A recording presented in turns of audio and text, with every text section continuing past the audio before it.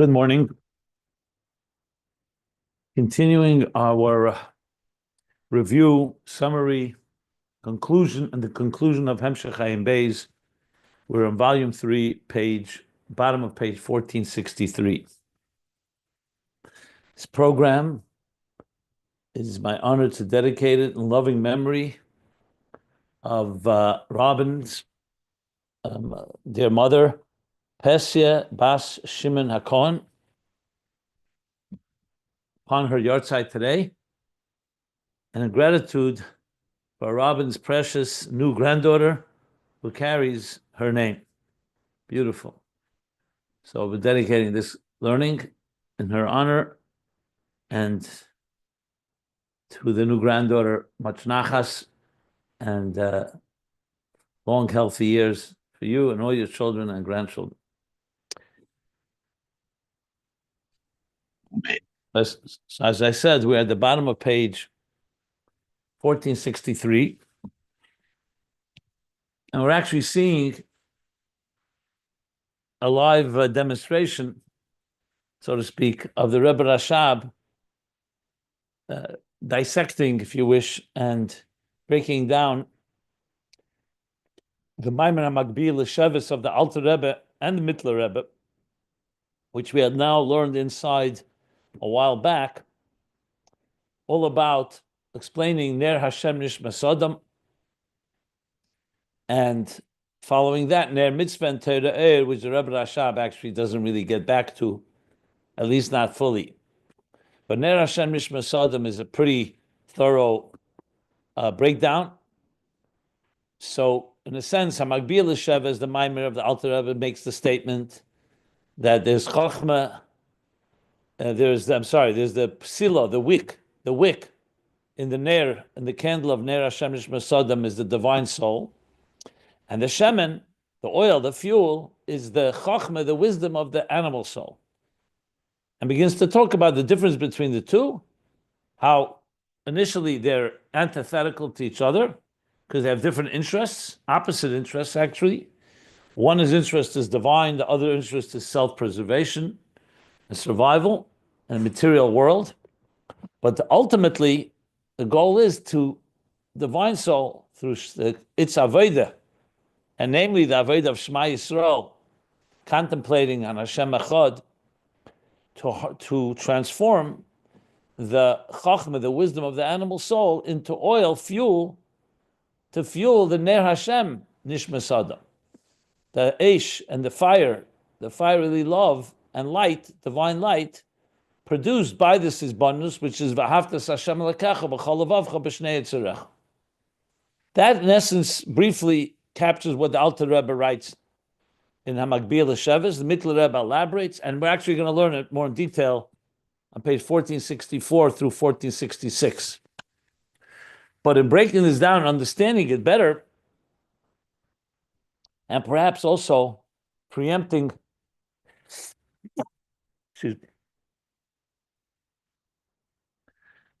some questions, like I mentioned yesterday, that interesting that oil represents the animal soul, and you think oil, fuel, represents the divine soul that fuels godliness.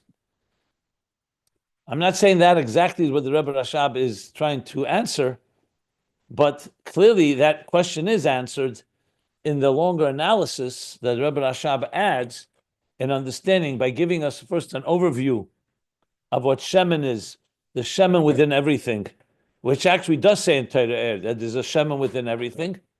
And the Rebbe Rashab explains what that means, that there's the Chochma. The Chochma, Kulam b'Chochma Sisa, Bereshis Bar Elokim, Bereshis b'Chuchmasa. There's Chochma within everything, as we learned yesterday in more detail, because it's the Koyach Hiyuli, and it explains what does Hiyuli mean, an actual Hiyuli or relative Hiyuli, meaning actual Hiyuli means there are no details. If you're talking about Atzmus HaChochma, or there are details, but compared to Biyah, it's Hiyuli or even higher than being a Hiyuli, as I explained yesterday. But regardless, Chochma exists within everything. So in everything that exists, there's embedded God's Chochma, which means we can access it, and ultimately, if need be, transform it when it's going to come to Shemen of Kelipas, as we learn afterwards. So that's the first thing.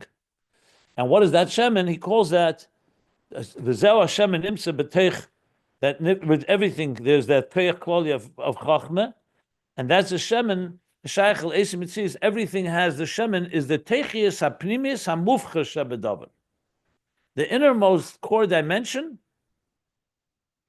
the most we called it the highest grade or the premium grade or the highest quality. Select. Select was another word we used. Yes. So,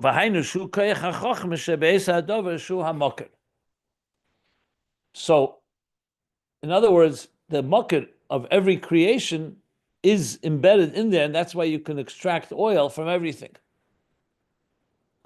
That still doesn't tell us how we do that. So then the next paragraph began, which we learned, that in Shemen itself, there are several types. The Shemen of Gedusha, it's called Chochma de Gedusha. That's the Shemen Atei v'Shemen HaMishcha. That's the oil used to anoint, the oil used in the Beis Hamikdash, and so on. Aval Shara Shmanim, but other oils, meaning the oil of the world, so to speak, in the mundane world, they're Chochma of Nogeh, of Kelipas Nogeh, as it is in many things. The same thing, for example, gold. The gold used in the Beis Hamikdash became Kodesh, became part of the Aron, the Ark, or the Menorah, or the Mizbeach Hazav, the altar of gold. The same thing, the other materials. But gold on its own, you gold that is what we call it, Rishus Choil, mundane gold, that is not necessarily, it's not prohibited. We're not talking about gold being used, God forbid, for the Egel Hazav, for an idol, but it's neutral, so to speak. So the rest of the Shmonim are called Chochma of Nogeh. It said that the Eibishter was sharpened gold to leave the Beis Hamikdash. Then he allowed everyone to use it also. Fine. But the fact is, there is gold that's not called Hegedish. That's not called Kodesh until you sanctify it. So this is starting to set the stage that once we said that there's Shemen in everything, meaning not only in Kedusha, in everything in existence. Keep that in mind. So this is all laying the ground of how you see the Rebbe Rasha building and explaining the Alter Rebbe. The Alter Rebbe just said that Shemen is the Chochma of the Nefesh HaBamis. And he does say there's Chochma within everything, Shemen within everything. The Rebbe Rashab is explaining first more elaborately in the first paragraph. I'm just laying out how he's doing this. That developing so that Chochma is within everything, so Shem within everything. Now, in Shemen itself, there are two types of Shemen. So there's a Shemen Chochmas Nogeh. I feel a Shemen Zayis, not just Shemen in general. You could say other oil, but olive oil is especially the oil used in the Beis Hamikdash is olive oil. Nilkach was also taken from Nogeh, and he brings a proof. How do we know? Maybe Shemen Zayis is reserved only for Kedusha, because the Gemara says b'feidish that someone that eats a Zayis will forget, and Shikha comes from Klippa. So you have to say Zayis is in Kelipas Nogeh, in the world of Kelipas Nogeh. It could be turned into Kedusha, obviously. But on its own, initially, before the olives were picked, or before they were pressed, and before they were dedicated to the temple, to the Beis Hamikdash, or for Kedusha, they were what's called Nogeh, Shemen Chochma de Nogeh. And then he goes into more detail as we reviewed yesterday, as we learned yesterday, Shichas Makam HaKlipa, and Shemen Zayis is Machzir Talmudeh. Why is he bringing that? Because he wants to say, remember, the goal ultimately is the refinement and the harnessing of the oil toward Kedusha. So Shemen Zayis returns the Talmud. If Zayis makes you forget, Shemen Zayis, he says Machzir Talmudeh, makes you remember, and what you learned of learning of 70 years. That means it takes, however, a meaning in the Gemara is talking about the difference between the olive and the olive oil. But what he's saying is it means the difference between how it is on its own and how someone who's able to can turn it into, to elevate and refine the Avral Kaponim Nilkach Mebchinas Kelipas Nogeh. Bottom line is, from this we see Kelipas Nogeh. In the parentheses he added from Mishnah's Chassidim, that if you're going to eat olives, be machaven He said to the Gematria, the Misper Zayis, which is Kela Lekim Avayin the Chiluf Ad Bash, as I discussed, explained, and that will cause that he shouldn't come to Shikha. So there's a way also to elevate the very olive itself. Eli Ye'ilulay, it will help. And now that we know there's Chochma within everything in existence, even in stones, not only in Divrei Kedusha, Shemen within everything. And now we know there's also Shemen on its own can be Kelipas Nogeh. Is Kelipas Nogeh. She says, Chochma de Nogeh, this Chochma of Nogeh, that is Shemen, this is the Seichel Anushi that is there naturally in every person. Muzel Gamken HaSeichel de Nefesh HaBamis. And from this also comes ultimately the Seichel of the animal soul. Because there is the concept of Seichel Anushi, sometimes the Lashon Nefesh HaSichlis, and then it's Nefesh HaBamis. Obviously Nefesh HaBamis is a little lower, because of Behemah, you're already referring to Behemah, which is far more self-indulgent. But very Seichel itself, human intelligence, even if it's not of a Behemish sort, meaning it's not just for indulging or for survival, take science, for example, or other human intelligence, is also not Kedusha, it's Kelipas Nogeh. It could be used for Kedusha, as the Alter Rebbe explains in Tanya, but on its own is Kelipas Nogeh. And from there comes the Seichel of the Nefesh HaBamis. Then there's one more piece now that we're going to learn that is still the Rebbe Rashab explaining the Alter Rebbe's Maimer to really fully give us the picture of how this happens. And it's clear that he's trying to explain how Shemen, which on one hand is Chochma. Chochma is a high level, we learned. It's Bereshis, it's the beginning of all of existence, because it's Bereshis, like he said earlier, Chochma is Koil everything. How Chochma can be found in Nogeh. So he's now going to explain one more piece about that, and then he's going to go back to the Maimer of the Alter Rebbe, namely the Mittler Rebbe's Maimer. He's going to be quoting from there of how the refinement process. Till now, we're still establishing the very level of Shemen being the wisdom and intelligence of the animal soul. So there's going to be one more piece, a little Kabbalistic, but I'll try to decipher it, and that's the next section, 4 lines from the bottom of page 1463. So if you want to follow, if you don't have the Sefer, the book, you can follow the pages at ayinbeis.com. So he says like this: Va'inyanhu, the line that begins Gamken the Seichel Nefesh HaBamis. Va'inyanhu, the Inyan and what? An Inyan understanding how Seichel Nefesh HaBamis originates from, is rooted in Chochma of Nogeh. Now remember, Chochma of Nogeh, of course, is rooted in Chochma of Kedusha in Atzilus. But now we're talking about how it's already manifested itself and assumed a shell. This is called Kelipas Nogeh. It's not a shell, like I said, a hard shell where you can't pierce it. This is a shell, but it's a bright shell. That's why it's called Kelipas Nogeh, but it's still Klippa. And of course, our mission is to elevate this Klippa. So how does Klippa come to? So the question here, I'm posing it as a question, not the Rebbe Rashab. So we understand now that yes, that there's Chochma in Nogeh. And therefore there's Shemen also Nogeh. The question is how? If everything started with Kedusha and holiness, how did it get to a level where it's suddenly now concealed in a Klippa to the point that it can make you forget learning, Shikha, and it has all that element, to the point that you need to elevate it, and you need a special effort to elevate it. How does that happen?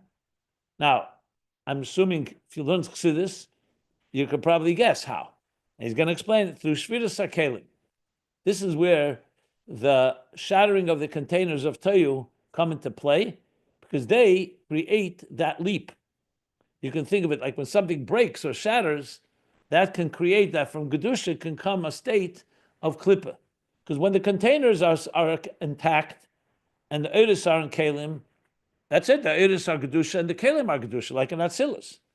But then there's a state where the Eiris and Kelim are not balanced, and there can be a dissonance. So that's what he's going to say now. So he says, "Va'inyan hu dini ascholos hashvira."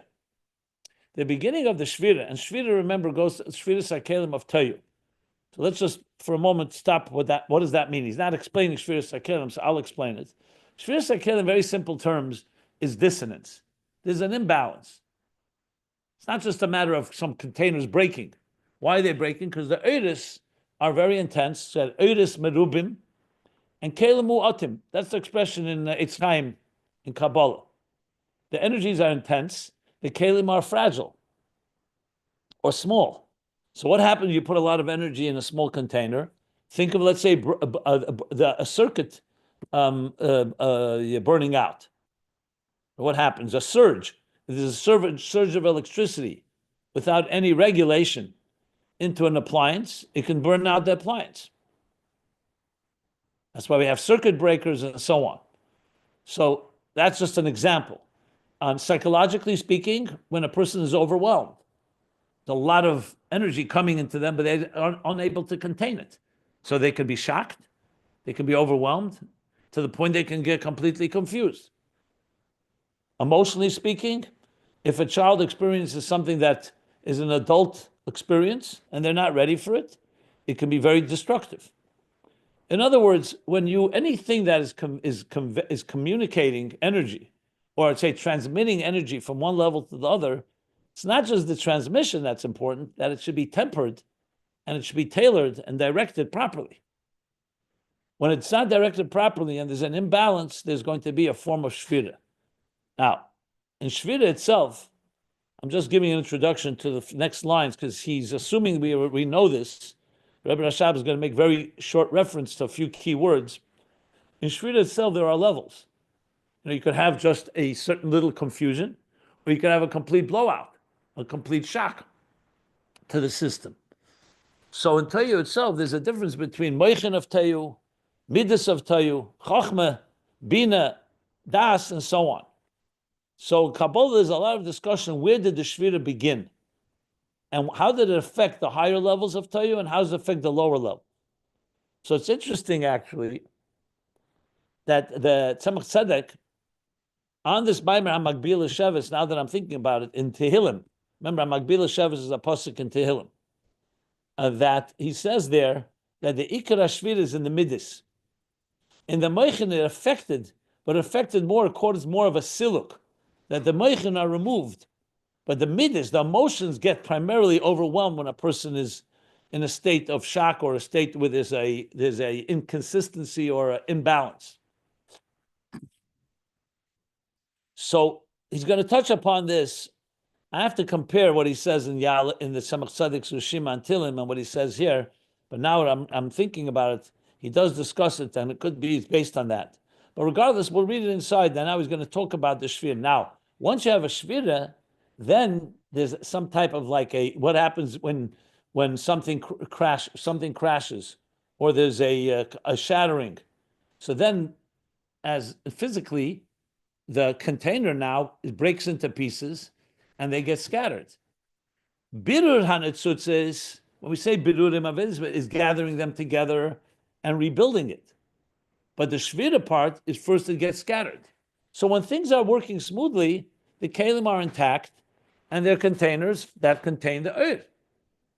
Example I often give to this, which is my own example, but it's based on Eitz Chaim, is imagine taking a book, any sefer or a book. I'll take a book better. And you tear a page into pieces. And you scatter the pieces all over. So someone who's coming to try to figure out will have to gather all these pieces, put them together, put the puzzle together, piece them together, and then they can start seeing the narrative. In a way, what it says in Kabbalah Chassidus is the Shviras HaKelim caused that the Eiris and the Kelim themselves, both of them, became scattered. And where are they? In this world. So each of us in our lives are allocated a certain amount of fragmented pieces. And that's called our birur, the birurim that were allocated to each one of us. And where are they? In your life. In your personal life, in your family, in the work you do, in the meals you eat, wherever you travel.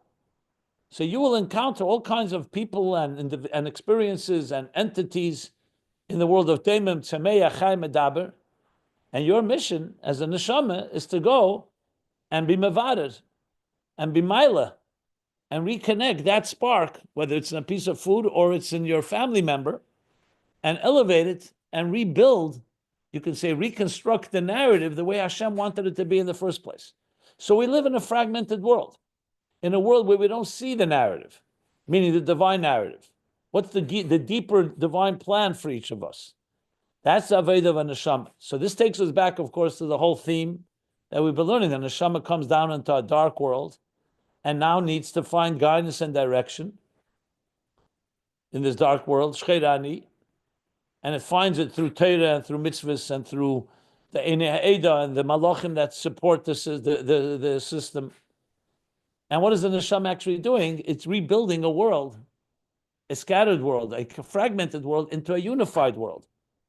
Revealing Hashem Echad, Shema Yisrael, Hashem Elokeinu, Hashem Echad, the Aleph of the Achdus of Hashem, and the Ches and the Daled, the seven heavens and earth, and the four directions, and basically in all the details of existence and time and space, reconnecting it all to the divine, unified, integrated plan. So, Shviras HaKelim's role in this context is creating a fragmentation. Take away Shviras HaKelim, so yes, Atzilus can go into Biyah and become more diminished, but you don't have a quantum leap.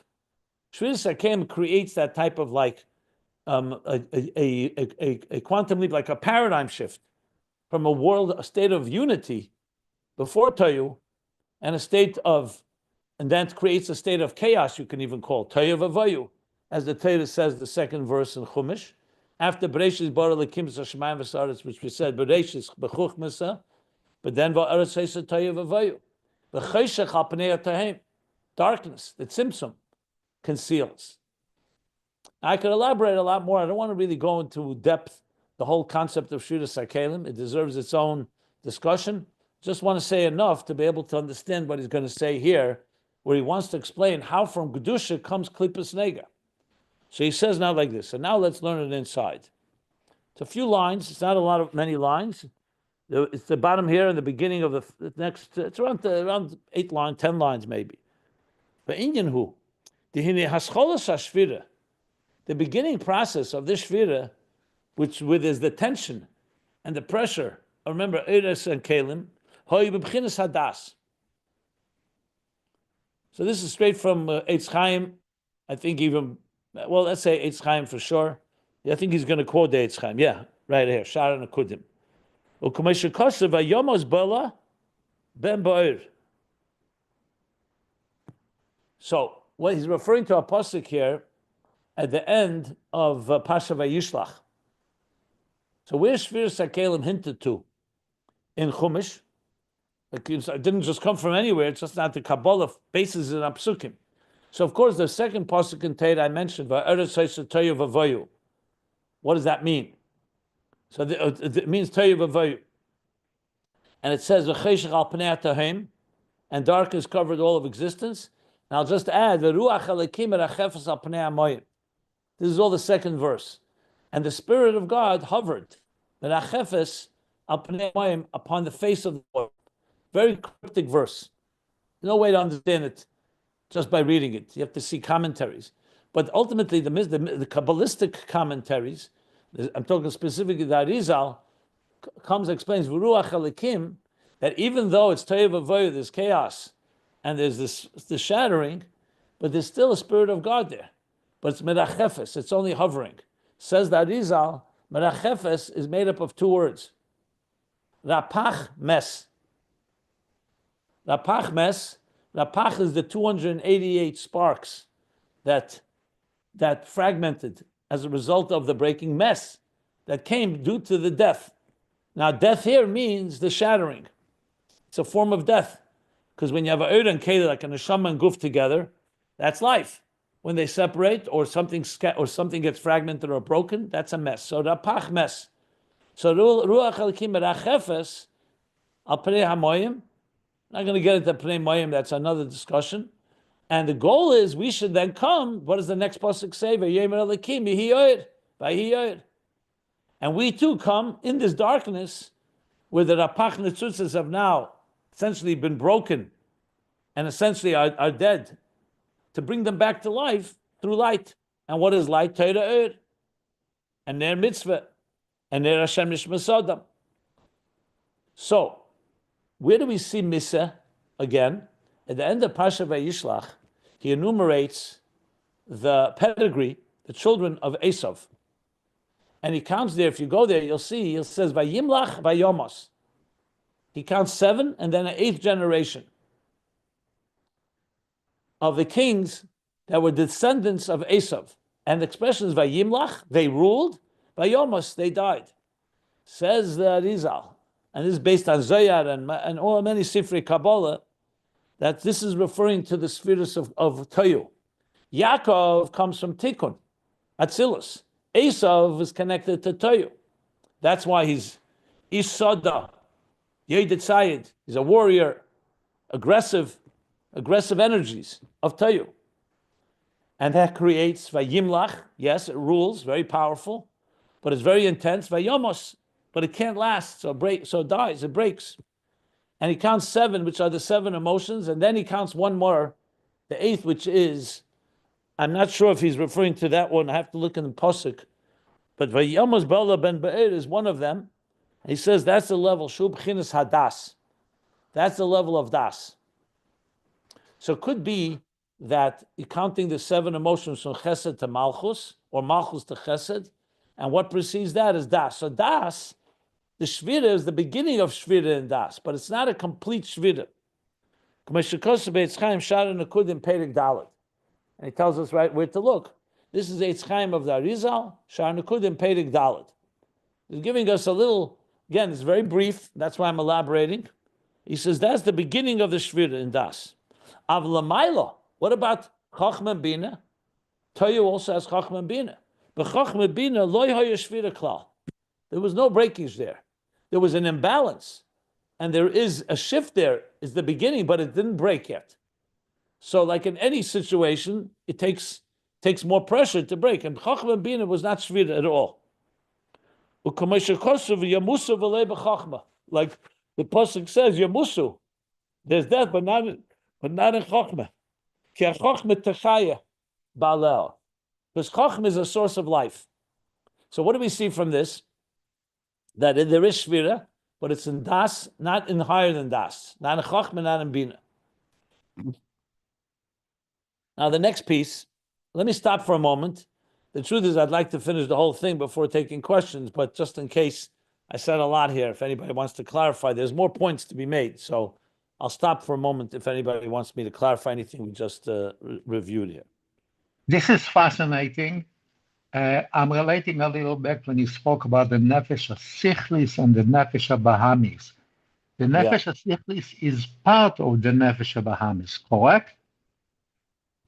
Not exactly. It's a little different. Sometimes it says there's 3 nefashos: nefesh halikis, nefesh hasichlis, nefesh habamis. In Likutei Torah he says that. In Tanya he speaks only about nefesh halikis and nefesh habamis, and then nefesh habamis in general can include also nefesh hasichlis. But if you really break it down, the nefesh habamis is more klipadik, it's more behemedic. Nefesh hasichlis is more neutral, and nefesh halikis, of course, is divine. So it depends how much you break it down. Overall, yes, you could say Nefesh Habamis and Nefesh HaSichlis goes into one general category, which is human intelligence. But if you break it down, there is a distinction. Sometimes you have the expression Nefesh HaChayunis as well. Yes. Which means the living soul. So that's more like the biological soul, if you really start wanting breaking it down. But overall, it's the 2. And Nefesh Habamis is the seichel of the Nefesh Habamis. You can say in general is the nefesh hasichlis, but sometimes it's not explained that way. So that's why I'm being careful in how I answer. Okay, but even if you are breaking it down, the nefesh hasichlis belongs to Kelipas Nogeh, correct? Yeah, he said that here before. That's why if you look at Bimedayik in the Lashon, he said, "B'chinas chochma denegeh hu haseichel anushi sheyesh beteva anushis b'chol adam u'mizehu gam ken haseichel denefesh habamis." You see. So he says it clearly. You have the Sefer in front of you? If you don't, that's the Lashon he says. Chochma of Nogeh is B'chlal the Seichel, Anushi, and then Gam Kein Seichel and Nefesh Habamis. So what I just said is clearly indicated here. But yes, Seichel and Nefesh HaSichel is not Kedusha, it's not Klipa as Nefesh Habamis, but it's still in the world of Kelipas Nogeh. Thank you. I would basically say very balabatish, practical, Nefesh HaSichlis is usually, you're using your seichel, let's say, in business, or in understanding science. So it's not kedusha, but it's not also selfish. Nefesh habamis is you're busy indulging in your own needs, more like a selfishness, more the greed or the self-interest. Nefesh HaSichlis doesn't have necessarily self-interest. It could have self-interest, and probably does, but you could find somebody that's an objective thinking person, an intelligent person, a teacher or a reader. You're reading a book, or you're analyzing something. I'm not talking about, again, in kedusha. Bamis is more behemedic, meaning like the behemoth that's busy taking care of its own needs. So both are seichel. One is a seichel far more focused on your needs. One is a seichel a little more objective. In a way, you could say nefesh hasichlis is a little removed from the midas, the subjective midas impulses of a person, but it's still in the world of reshus, of nega, Kelipas Nogeh, and nefesh habamis is more the midas. I mean, as you probably know, nefesh habamis, he says in this Maimer Amagbi, the seichel of the nefesh habamis and the midas of the nefesh habamis are called the yetzer hara. That's why it's a difference between yetzer hara is the midas of nefesh habamis. The whole nefesh habamis, including its seichel, is called the nefesh habamis. So nefesh habamis has 10 faculties. The 7 emotions are what's called the yetzer hara in the heart, the left side of the heart. Okay. So now in the parentheses, he continues. This is going to be even more cryptic. I don't want to skip it. Since we're learning, it's not a long thing, so let me just read it. Ube'etz Chaim Sham Perek Vav, and that very Eitz Chaim Shara Nekudim. And by the way, Nekudim is another name for Toyu. You have Akudim, Nekudim, Vrudim. So Akudim is 10 energies in one container. These are the verse from the Chain Yaakov, Chain Lavan. When Yaakov was tending to the sheep of Lavan, so then when he bred them, he said Akudim, Nekudim, Vrudim. So Kabbalah, again, Eitz Chaim explains, Akudim is 10 energies in one container, so there can't be a shattering because it's only one container. It's all energy. Then 10 energies in 10 containers is Nekudim points, but they're separate. There's no iskalus, and Vrudim is the spots or the stripes, different explanations of the sheep. That refers to tikkun, where the Eris and Kalim are bound together in an interconnected way. Just for the record. So Shara Nekudim. So he says there in Eitz Chaim, in chapter 6 in Shara Nekudim, before he referred to chapter 4, the Gam Acharayim Da'ava. So he's qualifying. He says that even though we just said that Chochma and Bina don't have Shvira, they're intact, they still of Toyu, so it's still imbalanced, and if the lower levels break, it's like, think of a house that's breaking apart, but the top part didn't break down yet, or at all. That still affects the top part, even if the bottom of the house, even if it itself did not break, but the fact that the bottom of the house broke and it shattered this, so it's going to affect it. So he says, but in Eitz Chaim he qualifies that the Acharayim, the outer level of Ava, of Chochma and Bina, of Abba ve'Ima, Naflu v'nishberu, they did fall and break and shatter. So when we said here Chochma and Bina, we're not talking about Acharayim did. So the outer dimension of Chochma and Bina was affected by the imbalance of Tayu. But Ayin Sham, and look there, Shezeu b'madregas hashayich lebinyan Acharayim dezah. You look there, you see that why? Because the outer level of Seichel, of Chochma and Bina, I should say, has a connection to the building of the outer dimensions of Zah and Midas. Like think about, let's take it on a psychological level, human faculties. Even if, let's say, a person's emotions are overwhelmed by a given situation, and the mind may not be overwhelmed, but the outer level of the mind is what's feeding the emotions. They're not disconnected. So what he's saying is that the outer level of Chochma and Bina, which has a relationship with the building of the structure of the outer level of Zah, which is the Midas, next page, there the Shvira had an impact. So it's just a short one-line qualification in the parentheses, because he said Chochma and Bina didn't have Shvira, he's saying the outer dimension also was impacted by this, by the imbalance, by the dissonance, so to speak. So I'll use a human example. As I said before, a person, let's say, suddenly has an experience that overwhelms them. Primarily, it overwhelms your emotions. And what he called here das, which is the beginning of the emotions. I think he's going to explain that shortly. But Chochma being your mind is not so impacted. But the outer dimension of the mind is also shaken up a bit. Then there's deeper levels of your mind that can remain removed. It doesn't mean it's completely intact, but you can't call it a nefila and a shvira. Again, I don't want to go much more into this because it deserves its own discussion. And there are maimorim that talk about this more at length. And if you want more of this, I would refer you to Sefer al-Kutim. You can go to Erech Toyu or Shviras HaKelim.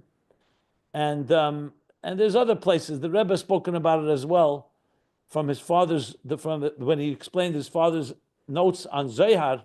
So there's a discussion about the difference of Shvira in Malchus, in Zah, and in Moichin. Uses 3 different expressions in a Zohar. So if you look it up, you could find all these things if you want more information. Here, the theme is not Shviras HaKelim. The theme is just to understand how from Chochma de Kedusha, Shem and de Kedusha comes Shem and de Klipa. To understand this leap, so to speak, this fall. And of course, the other way around, the Birur, our job is to come to elevate, refine and elevate it. Okay, so we're now on top of page 1464. You said Sefer Likutim. Did you mean Sefer Arachim, or what is Sefer Likutim? Sefer Arachim only goes till Aleph Ches. So Sefer Likutim, Shviras HaKelim, Toyu, and so on. Thank you. Or any index. All the Sfarim have indexes as well. Today, probably with AI, ChatGPT or whatever, you probably find more in this if you're interested. But as I said, everything in Chassidus is connected to everything else.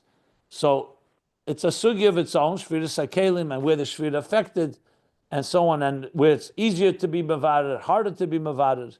In the Tzemach Tzedek's Maimer that I mentioned from Antilim, he says it's easier to be mavared seichel of the Nefesh Habahamis than midas. Because midas, when a person, for example, just think human on a human level, if you have an argument with someone, emotionally, much harder to get through. Intellectually, you hope that maybe we can just put aside our feelings and let's talk seichel to seichel, like we would say, intelligence. So, not always easy either, because the intelligence is affected by the midas. But midas, when there's a shvira, the midas are always more intense than in seichel, just to give it a little more practical application. So now, top of page 1464. He's continuing now with that das is the beginning of shvira. Chochma and Bina above it, but not the acharayim of Chochma and Bina. V'hine, gama hadasu lamata. He now says, and now, also from das and below das, yesh gam ken Chochma. Because you just said that Chochma is not affected by the shvira, especially pnimius, not acharayim. Doesn't say the word pnimius, but it's obvious from the expression. But nevertheless, there is a Chochma that also is there within das and within the midas. So gam b'das lamati is gam ken Chochma. V'hainu b'chinas Chochma de Zah. Zah has Chochma within it, like all spheres have Chochma. Like we learned earlier, that Chochma is in everything. There's the Chochma within the midas, with Zah. Shu Chochma shebe chesed, v'Chochma shebe gevura.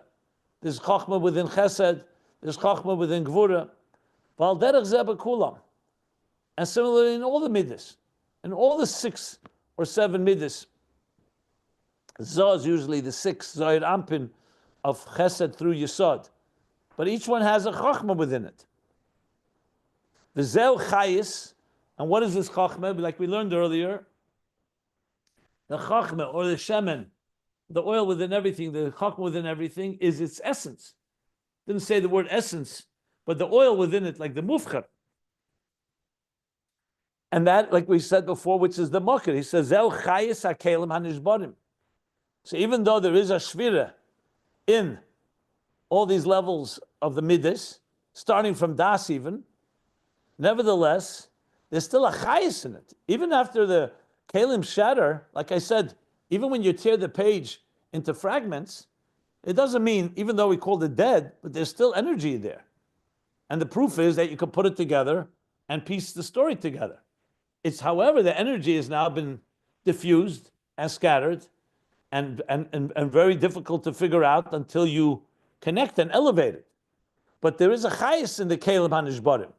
There is a vitality there. The heim harapach netzutzes. And what are they? The 288 sparks. The sparks in the containers. They are there. They're concealed. And they need to be revealed and elevated and refined and so on. But they're there. Like I said, the story is there in all the fragments of the page. However, it's now broken up and you need to piece it together. But there is, let's say a word, baruch, which means blessing. And then, God forbid, someone tore the page. So you have a Beis here and a Reish there and a Vav there and a Chav there. So you find the Beis. Someone else finds the Reish. Or you find both. And then you piece it together, you have the word baruch. Which is like basically a type of discovery. So the Beis had energy in it. So did the Reish. It was not apparent what their ultimate message is until you brought them together. But there is energy in the shattered containers. And that's the Chochma within each one of them. So even as it comes down below after the shattering, there's still Chochma in everything. Shehem b'chinas hashemis, shem chayes hakelim. These 288 sparks, again, this is very brief. In Eitz Chaim, he talks about it more at length. They come from the names of Hashem. Shem chayes hakelim, which is the energy, the vitality. I think he means the names of Hashem. Shemus. Probably the full names as they were when they were intact. They're the chayes hakelim, they're the vitality within the kelim, but they're names. And now the energy itself is not revealed, but it's embedded within the containers. And one more parenthesis that's still a little dense, and then things are going to ease off, and we'll be able to get back to more of a, we'll call it Chabad language of understanding what does this all mean. So finally, let me just read the last parentheses. B'mokem acher, it says, the Rebbe Rashab now again another qualification. He says, elsewhere it says the following, that apach netzutzes, that the 288 sparks are not the energy within the containers. I'm sorry, let me correct. Strike that. I thought he was going to say something else. I misread. He says that the 288 sparks, they're the energy that remained when the containers were shattered. They retained a certain minuscule amount of energy. He's telling us to look in the explanation on the Maimer Rosh Hamates. Most likely, this is a Tzemach Tzedek's explanation of the Alter Rebbe's Maimer. I would have to look it up. I don't think I looked it up, but I don't see myself. I usually mark on my margin the place where it is, so I would have to look up. But there, clearly, he discusses this. So this is a little different, he's saying, than what we just said. Because Rapach Netzutzis is Chochmah, is not necessarily, we're not talking about necessarily the trace of energy that remains in the shattered container. It's actually an energy that still remains there from Chochmah, from the Oiris. Here he's saying, he's talking about the trace of energy in the containers themselves. Well, L'cheira, this is the Rebbe Rashab saying, and seemingly, Zeu Meklolos Ha'er D'Midas D'Teu. He's reconciling it. It's not a question. He's just saying that elsewhere it says that it's from the containers themselves. But he's saying l'cheira, it's what we're saying outside of the parentheses, that this trace in the containers is coming from the general oir of the mides of Tayu.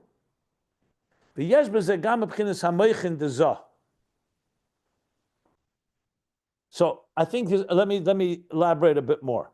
Till now, he said that the Rapach Netzutzis is the Lekudis HaChochmeh, Chochmeh Shebechesed of Tayu, Chochmeh Shebegvura, that the chayis of the kelim hanishbarim, the vitality of those kelim, and that's the chayis of the kelim. Now he's saying elsewhere it says it's the energy that remained in the shattered containers, and l'cheira that means from the general midas, not chachmeh. V'yesh b'zeh gam b'chinas hamoichin dezah. But l'cheira you have to say that it also has within it the moichin of zah, which would mean also Chochmah Bina of Zah. So I'd have to look up the mimer to know exactly what he's adding here. Sound the same. One second. Essentially, he just wants to add that the bottom line is that there is an element of chokhmah in the midas even after the shattering. So I have to look up that mokamachah to see what the exact emphasis is. That I have to do on my own separately. I don't know what I can say. That's because I have to look it up inside. So that's finishes this point, the point of shvira. That from what he said, the shvira began in das, which means the midday, and that into the middays, and yet there's a chokhmah within there. So this is going to now tell us, as he says. So now let me just read the conclusion. And that's where Chochma of Nega comes from.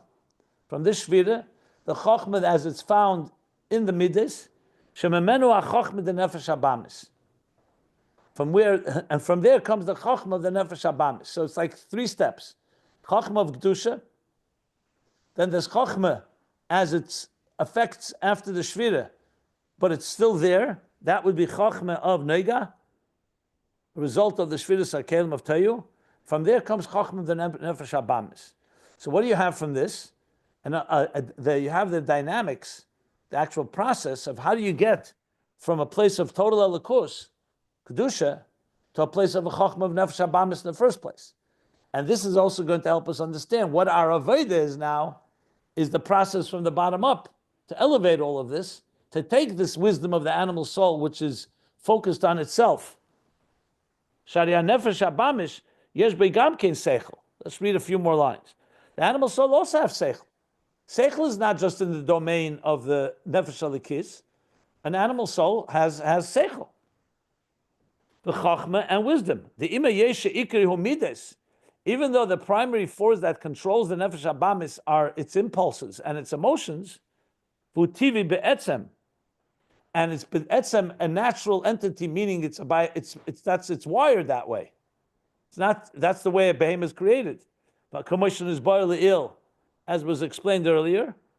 Bal Shem Zeh, Nikra Nefesh Habamis. That's why it's called animal soul. Kamaya behema, just like an animal.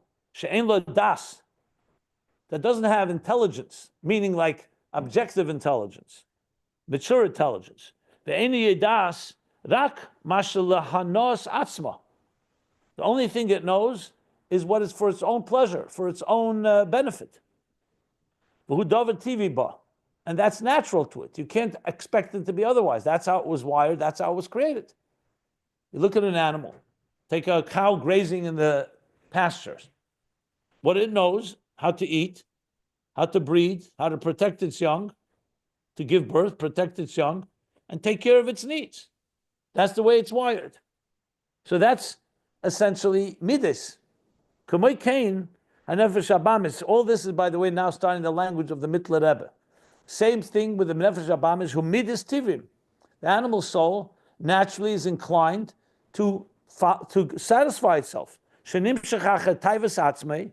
Is drawn to satisfy its own pleasures, its own desires. That's the spirit of the behemoth that descends below. The Frierdiker Rebbe said, an animal never saw heaven. An animal looks it down. Its breath, its spirit is downward. It's focusing on its interests. But nevertheless, again, this is all language from the Mittler Rebbe now. Nevertheless, the Nefesh Habamis of a human being has a quality and a virtue over a physical animal, that he has intelligence as well. Now, the truth is a physical animal also has intelligence. The intelligence to know how to hunt, to how to feed, how to take care of itself. But not like the Seichel Nefesh Habamis of a human being. The animal soul has a lot of intelligence. I'm going to stop here. I just was looking for a place to stop. So let me just sum this up, and I'll stop for any questions. So all this comes to tell us that we're dealing now with not Seichel of Kedusha, Seichel Nefesh Habamis. How is it possible that Chochma which is kulam b'chochma sisa, God's wisdom, should end up being in the domain of an animal soul when an animal soul is interested in itself? The answer is Shvira Sakelim. The Shvira created this paradigm shift, this leap, that allowed the Chochma to come down, where even after the Shvira, in Das and the Midas under below Das, so they also have Chochma within them, and from that Chochma comes Chochma the Nega and Chochma the Nefesh Habamis, and that's the point. That's called the Seichel of the Nefesh Habamis. That the Nefesh Habamis, on one hand, is primarily Midas, but it has Seichel within it also. That's the Chochma, the Shemen, that exists even in everything in existence, not just in Kedusha, but also in Kelipas Nogeh. In this case, in the animal soul, that it has Seichel. Especially a human being has Seichel that's superior even to the Seichel of an actual behemoth. So now we understand the process of how the Shemen and the Chochma ended up there. But we still have to get to, okay, so what do we do with that now? That's going to be the process of the Nefesh Elikis, obviously, training, taming, educating, harnessing the animal soul, which we haven't got to yet. That's where he's leading to. Let me just see. I'll stop here. Even though the next sentence is directly connected, but I see he starts building the whole case. Now, as I said, from the line, Nefesh Habamis Midas Tivim begins the language of the Mittler Rebbe and Amagbiel L'Sheves. The rest is the Rebbe Rashab with the partially Tzemach Tzedek explaining it all, but now he's going back to the actual Maimer Hamagbi as it's written in the Mittler Rebbe's Maimer, which of course is based on the Alter Rebbe's Maimer. But let me stop here, take questions. Any questions? I have a couple of questions. Not to get too deep into the Kabbalah, but is the beer of Nitzitzos, is that the sparks that are within the shards, the kalim, the broken vessels themselves, or is it the light that also shattered when the containers broke, or is it both? Both. Okay. And then, not to go too far afield here, but where does the Rishimu come into play? Because I had thought that was also, well, those are trace elements of or bleak wool, but somehow that's also involved. Rishimu is before the Kav. This is already in the structure. This is long. Post Tzimtzum, I see. Yeah. The Rishimu is what remains from the Eir Ein Sof before the Tzimtzum. We're not talking about that. Here we're talking about the energy that's already after Ak and after Akudim, Nekudim. So this is already a structured world. So it's not the same level. I understand. But my question is, in the process of Bir HaNetzitzos, given everything you just said, where does a Rishimu come into play? Just I don't want quickly, to go into this. It's a whole other discussion. Too far afield. But it is involved, just real quickly, it is involved in Bir, yes? Everything's involved. So I mean, what's not involved in the beer? Everything. Okay, yeah. All right, later. I'll take it offline. Thank you. Rishimu is not involved in a bill. Rishimu is a process how to have the symptom, the effect of the symptom. No bill. No, because I don't want, like Rabbi Jacob said, not to go astray here, but the Rishimu has trace elements of or bleak wool in it, and Birur is the Birur that's involved in that is to reveal the trace elements of or the or shalifnei tzimtzum. I'll just say this: the Rishimu is called the Sherish HaKelim. So all the Kelim, including the Kelim of Teyu, are rooted in the Rishimu. But the Rishimu is not yet, is a much more subtle and higher level that after the Tzimtzum. So correct, without the Tzimtzum, there couldn't have been Shviras HaKelim because there would have been no dissonance. Everything is oneness. So you have to see it as a process here. First, there's a Tzimtzum that conceals the divine light. A trace remains in the Rishimu, which is the Sherish HaKelim. That trace itself has many dimensions in it, as we've learned earlier, especially two main ones. But that's called Sherish HaKelim. Then comes the Kav, which is the Sherish HaEr that creates air. Then comes Ak, then comes Akudim, then comes Nikudim, Toyu. So Toyu is a result of all these ingredients, if you wish. And yes, if there was no Tzimtzum, there'd be no Toyu. And there'd be no dissonance altogether. So the only reason you bring the Rishima is because you heard the word trace, and it says there's a trace of Eir in the Kelim of Tayu. So it reminded you of the Rishima, the Yes, trace that's of the exactly Eir right. before this. I know, but that's just there's only one. He doesn't even say the word Rishima here. Yeah.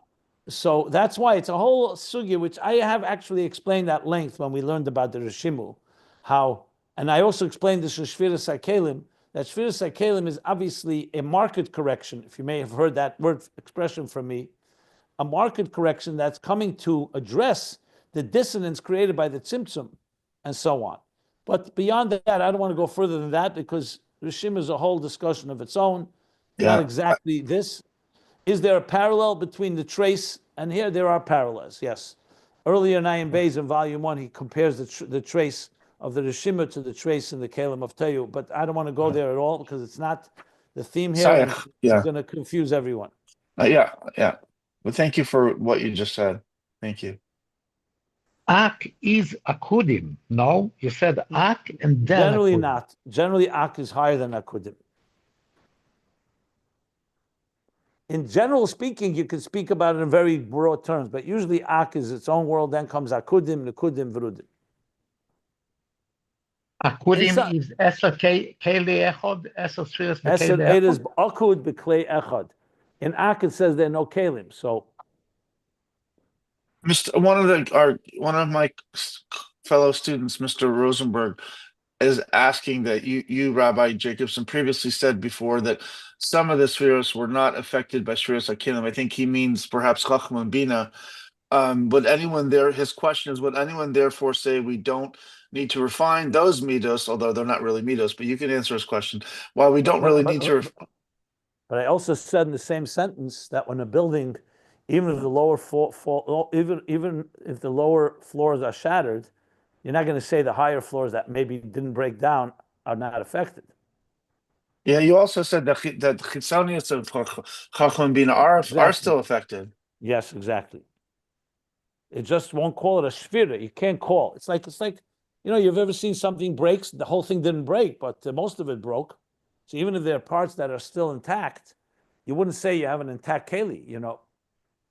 Although the one part that's interesting is that Chachma, which is the trace. I mean, that's actually what we're trying to be mabarar, to bring out. That's like the that's the refined aspect. Yeah, thank you. So in that sense, that is not makalkel, it's makulkel. I mean, it's not tainted, or at least maybe certain aspects of Chachma are not tainted. Well, it is. Correct? It's embedded right now. The Chochma is held Trapped. hostage by the I animal soul. see. So it is okay. Thank you. The question is, but it's redeemable. That's the point. Yeah, Dafka, that's the point. The more I read this is, like I said, that Tzemach Tzedek says the middays are harder to be mavara directly. That's why, let's be, like I said, if you're going to speak to someone who's very emotionally consumed with something, you're going to try to reach his mind, not his heart, right? Because he's too overwhelmed emotionally. You try to say to him, can you just calm down for a moment and let's just talk seichel? You hear that expression very often, right? Someone who's like enraged or emotionally so passionate. You're trying to get to, let's talk a little common sense. Let's just relax and let's lower the temperature, right? This is basically saying, because the shvira happens in midas, and moichin is a little easier to access. It still doesn't mean you can get through to him, because sometimes a person who's like that, even the mind is affected. But it's easier because the mind is considered to be more of an objective instrument. So hopefully I can get through to you, so maybe something will get through. And what I'm saying is a very practical and very, I think, excellent example for this. It's a great example. Right. Yeah, very helpful. That's the reason that the Nefesh Elokis is going to use intelligence, Hashem Echad, to contemplate, its contemplation to influence the Nefesh Abamis. It's not going into the battleground, you want a taiva, and I'm telling you, don't take this taiva. That's going to be a very difficult battle, because I'm right now, if you're in the throes of desire, as we all know, not so simple to calm that down.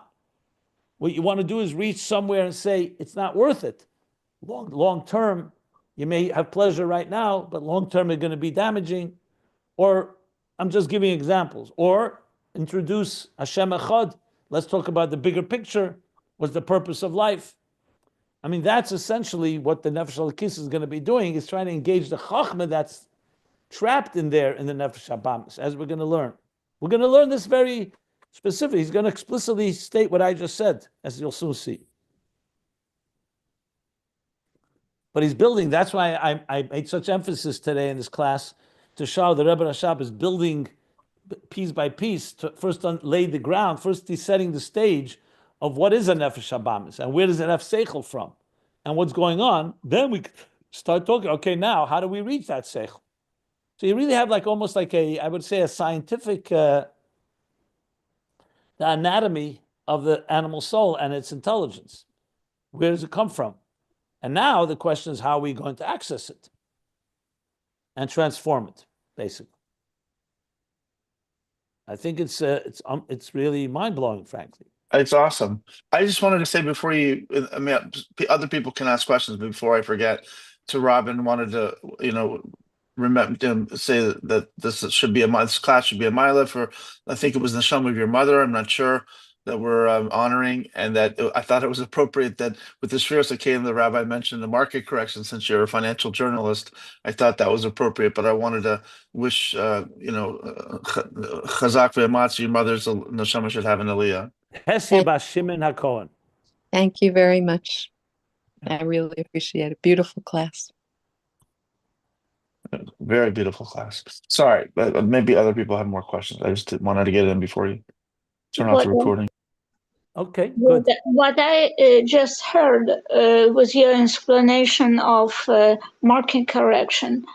That means that beruring is not only, the goal of the beruring is not only to reconnect the Shviras Hakelim, but to reconnect it in a certain order that was not created before.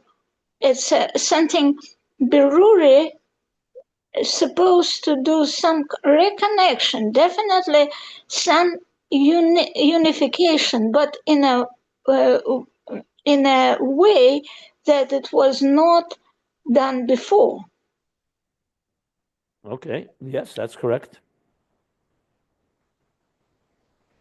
That is correct.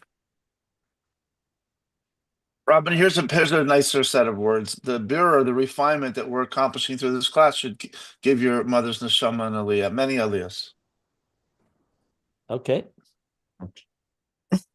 Thank you much. Thank you. Okay, so let me stop here. I'm going to stop the recording here. We are around third down the page of 1464.